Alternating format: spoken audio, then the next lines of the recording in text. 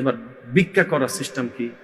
নবী বলে রবের কাছে ভিক্ষা করার আগে আগে ভিক্ষুক হও, ভিক্ষুক হও, ভিক্ষুক হও। আরো জোরে বলেন। এবার আপনি ভিক্ষার দুইটা হাত তুলবেন, খুব খেয়াল করবেন। প্রথম আল্লাহর প্রশংসা, ইচ্ছা মতো রবের প্রশংসা করবেন। আল্লাহ তুমি রহমান, তুমি তো গফফার, তুমি তো সত্তার, তুমি তো খালিক, তুমি তো মালিক। ও মাওলা, আমার যোগ্যতার চাইতে তুমি আমাকে বেশি দান করছো, এটা তোমার বড় দয়া আল্লাহ। এগুলো পাওয়ার যোগ্যতা আমার কাছে নাই, তুমি দয়া করে দিছো আল্লাহ, তোমার দয়া, তোমার দয়া। এরপর নবীর দরুদ, এরপরে সবার জন্য দোয়া, এরপরে দেশীয় মানুষের জন্য দোয়া, এরপর আপনার এলাকাবাসীর জন্য দোয়া, এরপর আপনার আত্মীয় স্বজনের জন্য দোয়া, এরপর আপনার পরিবারের মানুষের জন্য দোয়া, এরপর আপনার কাছের মানুষের জন্য দোয়া, সবার শেষে নিজের জন্য দোয়া, নিজের জন্য দোয়া, নিজের জন্য দোয়া, নিজের জন্য দোয়া।